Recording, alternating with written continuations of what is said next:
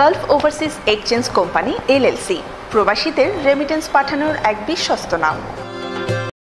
প্রথম কথা হলো যে আমরা বৈধ উপায়ে, কয়েকজন বলেছেন বৈধ উপায়ে রেমিটেন্স পাঠানোটা কিন্তু খুবই জরুরি, আপনার জন্য, আমাদের জন্য, দেশের জন্য, সবার জন্য।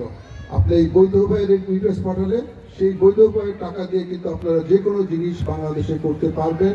তা না হলে অবৈধভাবে যদি টাকাটা যায়, সেটা শুধু অবৈধ নয় যায় না, যার কাছে পাঠান তাকেও কিন্তু চরম বিপদের মধ্যে ফেলতে পারে। 2 নম্বর, মাননীয় প্রধানমন্ত্রীর একটা অবিস্মরণীয় পদক্ষেপ ইউনিভার্সাল পেনশন স্কিম, এটাতে জয়েন করেন। এটাতে আসলেই আপনাদের সবারই বেনিফিট হবে।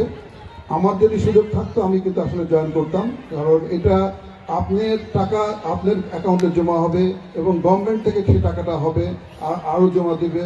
সুতরাং আপনি যখন ফিরে যাবেন আপনার অ্যাকাউন্টে একটা বড় একটা অ্যামাউন্ট আপনি পাবেন, সেটা নির্ভর করবে আপনি কত টাকাটা জমা দিচ্ছেন। সুতরাং আমার মনে হয় এই ব্যাপারে আপনাদের সচেতনতা আবশ্যক। এবং সর্বশেষে যেটা বলি, ওমান সরকার আমাদেরকে এখানে আমাদের এতজন মানুষ, প্রবাসী মানুষকে কাজ করার সুযোগ করে দিয়েছেন, আমরা সবসময় তাদের কৃতজ্ঞতা জানাই। কিন্তু সেই ওমান সরকারের যত নিয়ম কানুন আছে সেগুলা কিন্তু পরিপূর্ণভাবে প্রতিপালন করা আমাদের জন্য একান্ত দরকার। এই ক্ষেত্রে কিন্তু আমরা 100তে 99 পেলেও কিন্তু হবে না, আমাদের 100তে 100ই পেতে হবে। আমরা দূতাবাসের পক্ষ থেকে সহযোগিতার হাত অবশ্যই বাড়িয়ে দিয়ে রেখেছি এবং আমরা এটা বাড়িয়ে রাখবো।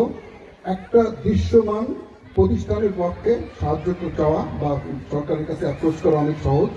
তো আমি মাননীয় স্যারকে বলবো, আমরা কিন্তু অলরেডি আমাদের মাননীয় প্রবাসী কল্যাণ ও বৈদেশিক কর্মসংস্থান প্রতিমন্ত্রী আসছেন।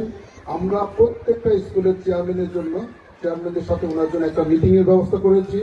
ওনারা যদি ওনাদের সমস্যাটা সুন্দরভাবে তুলে ধরতে পারেন এবং আমাদেরকে যদি একটা চিঠি দেন, আমরা অবশ্যই এই বাদবাকি সমস্যাগুলো আছে সেগুলো সমাধানের চেষ্টা করব।